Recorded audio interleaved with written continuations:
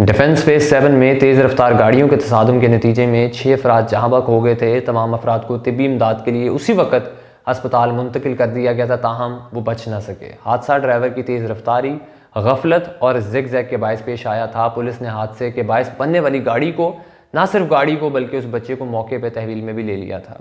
Defence में ये जो वाक़या पेश आया, कम उम्र ड्राइवर की गाड़ी से 6 अफराद की हलाकत हुई। इस वाक़े में अहम पेशरफ सामने आई है। सबसे पहले आप ये वीडियो मुलाज़ा फरमाएँ। बेटा कौन सी क्लास में पढ़ते हो? सर A2 में। सर A2 में। कहाँ के रहने वाले हो? सर अस्की 11। अस्की 11 में रहने वाले हो? जी सर। गाड़ी कब से चला रहे हो? सर गाड़ी चलाते हुए तकरीबन लेस दैन 1 ईयर। 1 ईयर हो गया। अच्छा, गाड़ी लेस किसने दैन 1 चलाना ईयर सर। सिखाई आपको?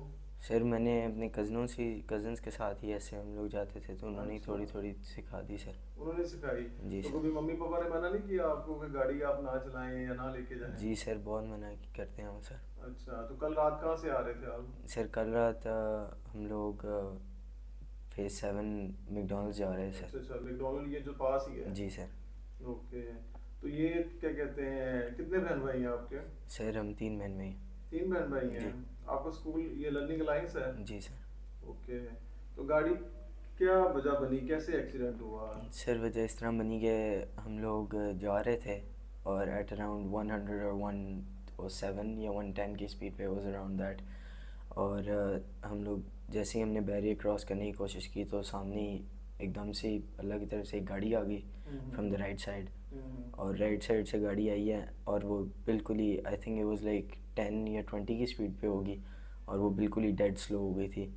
तो बिकॉज हमारे बैरियर था लेफ़्ट और राइट साइड पे और हम सिर्फ दरमियान से गुजर सकते थे, तो वो driver had no choice but hit the car.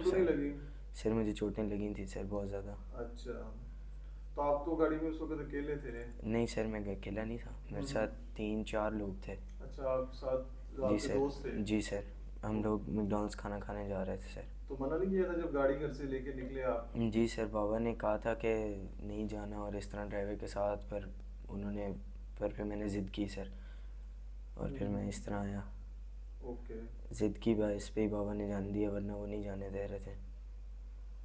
मुल्ज़िम Afnan ने बताया कि गाड़ी की स्पीड 100 से ज़ायद थी और उसने एतराफ़ किया गाड़ी 110 की स्पीड पे थी। अचानक सामने से दूसरी गाड़ी आई। मुल्ज़िम अफनान ने अपने वीडियो बयान में बताया कि दोनों तरफ से बैरियर थे, गाड़ी निकालने का कोई रास्ता मौजूद नहीं था। पुलिस के मुताबिक अफनान 8वीं जमात का तालिब इल्म है और अस्करी 11 का रिहायशी है। दोस्तों के हमरा खाना खाने जा रहा था और रास्ते में वाक़या पेश आया, जबकि रफ़ाकत अली नामी शहरी जो हैं, जो इस वक्त वहाँ पे ऐनी शाहिद थे, जिनकी फैमिली थी, उनसे जो है जब बात की गई तो उन्होंने बताया कि मैं अपने साथ बड़े बेटे की गाड़ी में मौजूद था और मेरी जो दूसरी गाड़ी जो हिट की है उसके पीछे मेरी गाड़ी मौजूद थी और मेरे साथ मेरी बीवी, दामाद, बहू, पोता, नवासी मौजूद थे और मैं अपनी बेटी के ससुराल अपनी फैमिली के साथ जा रहा था। और जिस गाड़ी से टक्कर हुई वो बहुत ज़्यादा स्पीड में थी और 4 अफराद जो थे वो मौके पर ही जो है अल्लाह को प्यारे हो गए। मैं हमेशा बड़े जो बेटा है उनका, उन्होंने बताया कि मैं हमेशा बड़े बेटे के साथ गाड़ी में बैठता था, मगर ये वाहिद दिन था कि मैं अपने छोटे बेटे के साथ गाड़ी में बैठा। और मज़ीद उन्होंने ये भी बताया कि ये गाड़ी स्पीड में थी जो आके एकदम हिट की और उनका जो अब इंसाफ वो मांग रहे हैं सिर्फ, और उन्होंने कहा कि हमारा जो है वो मुजरिम वो सिर्फ कम उम्र ड्राइवर नहीं है बल्कि इसके वालिदैन भी बराबर के शरीक हैं। उनके वालिदैन की बहुत बड़ी गलती थी जिन्होंने कम उम्र बेटे को उसकी गाड़ी हवाले की। बच्चे के पास ड्राइविंग लाइसेंस मौजूद नहीं था और जो मकतूलीन हैं इसके रिश्तेदारों के मुताबिक पूरी कोशिश की गई कि जाँ बाक अफराद का पोस्टमार्टम ना हो सके। जिस तरह कल वाली वीडियो में बात की और आपको बताया कि ये पाकिस्तान है, यहाँ पर हमने कानून और आइन की धज्जियाँ उड़ती देखी हैं, कभी कानून और आइन को बूटों तले रोनते देखा है, मगर जिस तरीके से यहाँ पे कानून और आइन की कोई कदर नहीं करता, इसी तरह जो है आपको मुतअद्दिद वाक़यात नज़र आएंगे और इस तरह से रिलेटेड वाक़यात नज़र आएंगे तो उस वाक़यात में आपको सिर्फ सेटलमेंट होती नज़र आएगी। कोई भी ऐसा केस नज़र नहीं आएगा कि जिससे एक एग्जांपल बाकी लोगों के लिए सेट हुई हो। कोई ऐसा केस नहीं होगा कि बच्चे को सज़ा हुई और उसके जो आसपास के माँ बाप हैं उनके ज़रा ना दिमाग जो है वो ठिकाने में आए हो, मगर ऐसा कुछ नहीं हुआ। अब ये वाला जो केस है इसमें भी कुछ इसी तरह का है मामला, और वो मामला ये है कि इस बंदे को जो है रफ़ाकत अली नामी जो शख्स हैं जिनकी फैमिली मौजूद थी और 6 अफराद जिनके गए हैं, जिनके घर पे बहुत बड़ी क़यामत टूट पड़ी है, इस बंदे को धमकाया जा रहा है, डराया जा रहा है कि कानून का सहारा नहीं लेना, हमारा बच्चा है। और लाजमी बात है कि जो बच्चा गाड़ी लेके निकला हुआ था वो अच्छे खासे घर का है, तो उसके लिए तो प्रॉब्लम है ही है। मगर अब इनके लिए कितनी बड़ी प्रॉब्लम है कि जिनके 6 अफराद घर के चले गए उनको प्रेशराइज़ किया जा रहा है, डराया जा रहा है, धमकाया जा रहा है। तो इस तरह के वाक़यात, कल जिस तरह मैंने कहा कि हमने इन वाक़यात से कुछ नहीं सीखा, तो लिहाजा बच्चों को और माँ बाप को चाहिए कि होश के नाखून लें, अपने दिमाग की खिड़कियाँ खोलें। अगर बच्चे के पास लाइसेंस नहीं है तो उसको कतई गाड़ी ना दें, अगर है तो उसको चलाने की इजाज़त दें। बग़ैर लाइसेंस के गाड़ी चलाना ना सिर्फ जो है वो जुर्म है बल्कि गैर कानूनी काम भी है। तो इस वाक़े से हमें सीखना बहुत ज़्यादा ज़रूरी है। ये बहुत बड़ा वाक़या है, बहुत अफसोसनाक वाक़या है। इसमें जितना जो है वो दुख बंदा दिखाए वो मैं समझता हूँ कि कम है।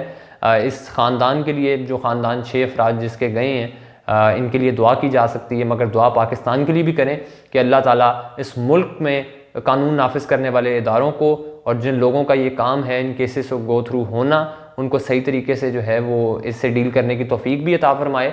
नहीं तो जिस तरह मैंने पहले बात की कि हमने सिर्फ सेटलमेंट्स होती देखी, यहाँ पे लाशों के रेट लगे हैं कि एक बच्चा अगर 6 अफराद उड़ा देता है तो करोड़ों रुपया दे के उसके माँ बाप बच्चे को थाने से बाहर निकलवाते हैं, उसको जो जिनके अफराद चले गए उनको पैसे देते हैं और फिर आराम से बैठ जाते हैं। 3 महीने बाद वो बच्चा दोबारा गाड़ी लेकर सड़क पर मौजूद होता है, किसी भी किस्म का असर नहीं पड़ता। लिहाजा इस वाले केस में मेरा मानना ये, और मैं ये समझता हूँ कि इस मामले पे जो है वो हमारी पंजाब पुलिस को, ट्रैफिक पुलिस को और दीगर जो इदारे हैं कानून नाफिज करने वाले, उनको चाहिए कि इस केस की सही तरीके से पैरवी करें, इसको पाया तकमील तक पहुंचाएं, ताकि ये एक एग्जांपल सेट हो सके बाकी उन माँ बाप के लिए, बाकी उन बच्चों के लिए जो आजकल आउट ऑफ कंट्रोल हुए हैं, इसी तरह गाड़ियाँ लेके बाहर निकलते हैं। ख़ासतौर पर जो डिफेंस का एरिया ना, यहाँ पे आपको लड़के लड़कियाँ जिगजैग करते नज़र आएंगे, गाड़ियाँ तेज़ घुमाते नज़र आएंगे, ओवर स्पीडिंग करते नज़र आएंगे, यहाँ पे रेस वगैरह लगती है, पता नहीं क्या क्या तमाशे होते हैं।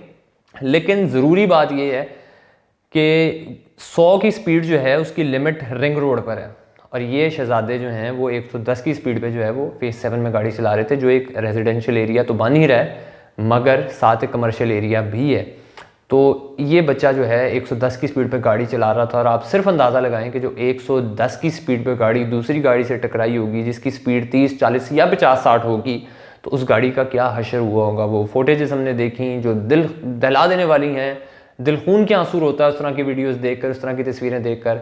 और वो ख़ानदान के जिसके 6 अफराद चले गए, उस पर बहुत मुश्किल वक्त है, मगर इस मुश्किल वक्त में भी उस बाप को, उस ख़ानदान को जो है वो डराया जा रहा है, धमकाया जा रहा है, प्रेशराइज़ किया जा रहा है। तो लिहाजा ये पैसे ने तो इंसान का दिमाग ख़राब किया हुआ ही है। इस तरह के जो एरियाज़ में लोग रहते हैं उनके दिमाग बिल्कुल फिरे हुए हैं, तो इनके बच्चों के भी दिमाग आपको फिरते हुए नज़र आएंगे इस वाक़े से। अपना बहुत सारा ख्याल रखिए, मिलते हैं नेक्स्ट वीडियो में। अल्लाह हाफ़िज़।